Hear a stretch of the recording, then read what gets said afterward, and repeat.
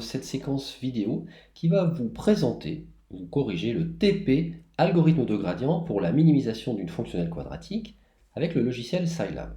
Donc peut-être avez-vous déjà réalisé ce TP, mais vous pouvez aussi envisager de le faire, cette vidéo va vous aider. Donc tout d'abord, nous allons prendre cet exemple et on va traiter les premières questions, qui sont des questions plutôt théoriques. Vérifier que A est une matrice symétrique définie positive et trouver ses plus grandes et plus petites valeurs propres. Donc, j'ai rentré A pour gagner un peu de temps ici. Donc voilà la matrice A qui est stockée dans Scilab déjà. Et pour savoir si elle est définie positive, le plus simple, c'est de calculer ses mineurs principaux, les déterminants de ces mineurs principaux. Donc ça se fait très bien avec Scilab, puisqu'on peut extraire facilement des sous-matrices, ici les i premières lignes et les i premières colonnes. Voilà qui est fait. Et je demande de calculer ces déterminants. Je trouve 5 valeurs strictes positives. Comme A est également symétrique, je peux en déduire qu'elle est définie positive. Je peux en déduire ensuite que la fonction j, qui est une fonctionnelle quadratique, admet un unique minimum, c'est dans le cours, et que ce minimum est caractérisé par le fait que le gradient j en ce point est nul, c'est-à-dire ici AU égale B. Donc c'est la caractérisation de ce point de minimum, il est solution de nos systèmes linéaires, AU égale B. Et on va ultérieurement chercher à l'approcher par une méthode de gradient. On demande également de calculer les plus grandes et plus petites valeurs propres de A. Donc ça se fait également très facilement en Scilab avec l'instruction spec. Voilà, donc on retrouve bien 5 valeurs propres distinctes, strictement positives. Donc passons maintenant à l'algorithme du gradient. Donc c'est quoi l'algorithme du gradient? C'est une méthode qui va rechercher ce minimum de J en descendant suivant la direction dk, qui est la direction du gradient ici, AU-B, avec un moins, on va dans le sens opposé au gradient, avec un pas constant ρ. Et on peut montrer mathématiquement que cette méthode converge pour toute valeur de ρ, comprise entre 0 et 2 sur lambda 5, qui est la plus grande des valeurs propres, et que la vitesse est maximale pour cette valeur de ρ. Voilà. Donc maintenant, on va essayer d'écrire un code Scilab pour vérifier tout ça. Donc avec cette syntaxe-là, donc je vais tout de suite ouvrir un nouveau fichier, copier cette ligne. Donc expliquer un peu les arguments. Quels sont les arguments qu'on va utiliser ici? On va utiliser A et B évidemment pour rentrer la matrice A et le vecteur B, et donc caractériser la fonction J, un point initial U0, un critère d'arrêt epsilon que je vais préciser, un nombre maximum d'itérations à ne pas dépasser, un pas à choisir, ρ, et en l'occurrence, sur sortie, je vais donner la meilleure approximation obtenue au bout du nombre d'itérations qui a été effectué, U, ce nombre d'itérations qui a été effectué, et puis le résidu. Alors, le résidu, c'est une mesure de l'erreur. Et ici, la mesure de l'erreur, ça va être la norme du gradient, c'est-à-dire la norme de AU-B, qu'on va essayer de rendre plus petite qu'epsilon. Voilà, donc c'est parti, je vais l'écrire devant vous. C'est jamais facile, mais il peut y avoir des erreurs, on les corrigera au fur et à mesure.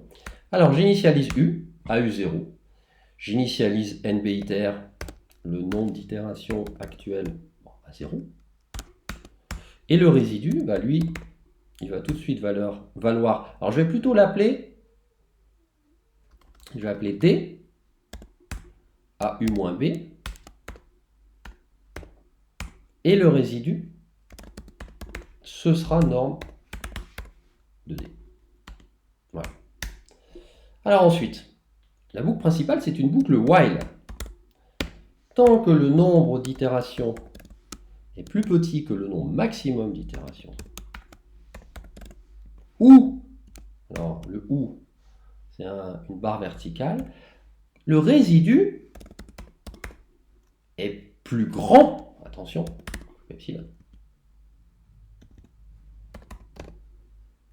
Eh bien, je continue. Je fais une nouvelle itération, donc je vais construire D, qui est déjà construit, pardon, donc j'écris U égale U moins ρ étoile D.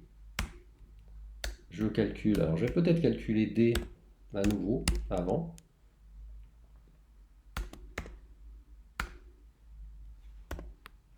Voilà, je calcule le résidu.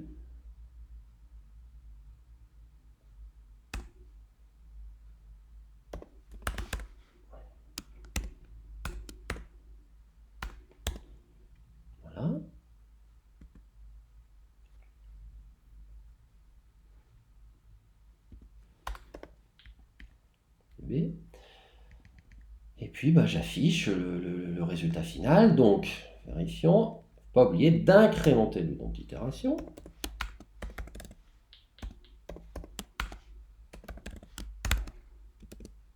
Voilà, je lui donne un nom. TP1, 2. Ici, peu importe. Donc je dois ainsi définir une fonction GPF. Allons-y, testons. Syntaxe erreur. À la ligne 8.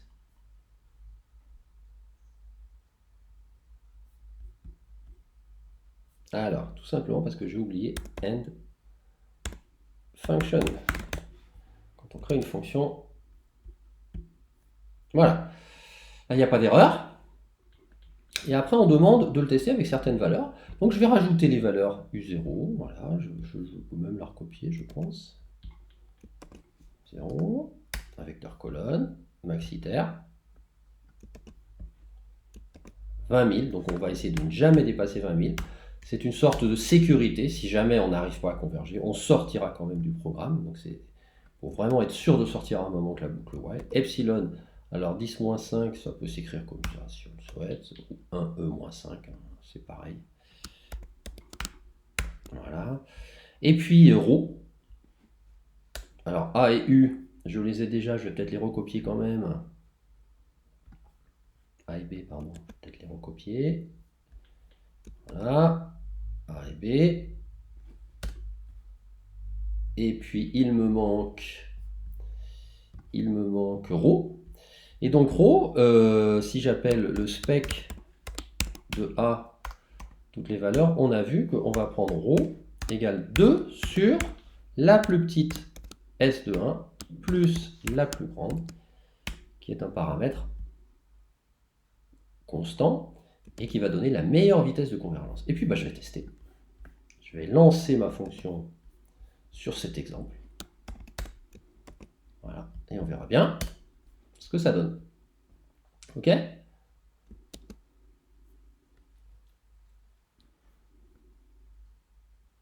C'est parti. U0 non défini. Eh oui. U0 c'est ça. Il faut toujours lire les erreurs, hein. C'est normal qu'il y en ait de temps en temps. Alors pas d'erreur. Cependant, il faut quand même vérifier si les calculs sont bons. Que vaut U, la valeur de U. Que vaut NB iter. Ah, 20 000. C'est pas bon signe, ça veut dire qu'il allait jusqu'au bout du calcul.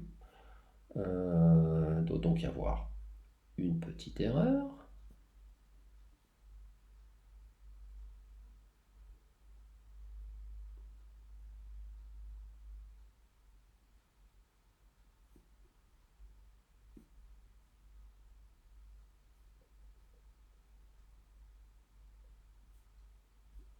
Les résidus. 10 moins 14. Ah. Bah oui. C'était pas un et. C'était pas un ou, c'est un et. Forcément. Il faut que les deux critères soient respectés pour rentrer dans la boucle. Petite erreur de logique, corrigée. Vous voyez, je ne triche pas. C'est reparti. On a redéfini tout cela effort normal. U. Résidu. Oui. NB iter. 219. Voilà. Donc je connais le résultat. C'est bien le bon résultat qu'on a obtenu ici avec cette première méthode GPF. Voilà. Donc je reprends le code. Le voici. Vous le retrouverez bien évidemment sur ma page exactement tel qu'il est écrit ici. Alors, on va changer très légèrement d'algorithme. On va parler du gradient maintenant à pas optimal. La seule différence dans le gradient à pas optimal, c'est que le pas, il est choisi de manière optimale. Donc ça s'explique mathématiquement par le fait qu'on va descendre autant qu'on peut dans la direction des cas. Et on est capable ici de trouver la valeur optimale. Donc le pas, il va être variable. Donc ça présente un intérêt, c'est-à-dire qu'on n'a pas à connaître les valeurs propres. Le pas va s'adapter au cours du temps. Donc voyons voir ce que ça donne. Et a priori, on va converger un petit peu plus vite. Donc il faut légèrement changer cette fonction, donc ça ne mérite pas de tout recommencer, simplement de l'adapter, de lui donner un nouveau nom, peut-être GPO. Alors quels sont les arguments qui vont rester? ρho va disparaître. Lui, ça c'est sûr, il va disparaître. Et puis les autres vont rester de la même façon. Comment va se modifier? Donc ρ va devoir être calculé. Donc ici, ρ n'existe plus, il va falloir le calculer. Alors de quelle manière? Avec la formule qui est donnée ici, dk scalaire dk sur adk scalaire dk. Alors c'est très très pratique en Scilab, puisque le produit scalaire, c'est tout simplement prendre le vecteur ligne, c'est-à-dire le transposé de d, qui est un vecteur colonne, et le multiplier par d. Et voilà, et ça vous donne dk scalaire dk. Et on le divise par la même chose, donc adk a fois d que je transpose.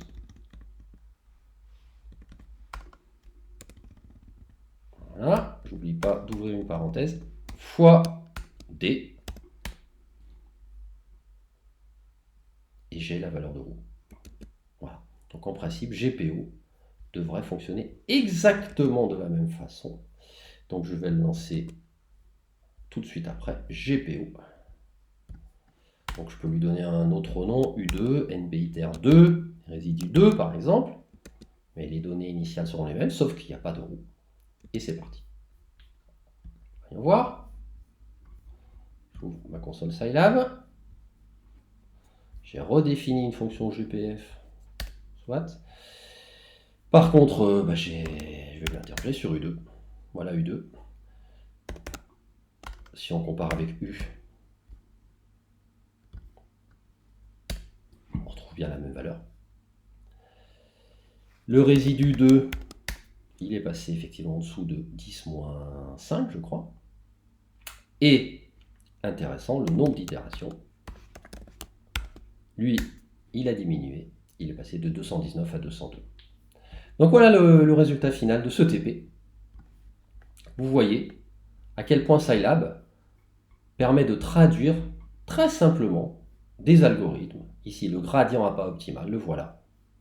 Pour une fonction quelconque, une fonction quadratique quelconque que je montrerai ici, il me donnera le résultat, sachant, comme je le répète, que mathématiquement on démontre la convergence. Donc le gradient à pas optimal reste quand même plus intéressant que le gradient à pas fixe, puisque dans le gradient à pas fixe, il y a une condition à respecter sur le pas ρ pour que la méthode converge.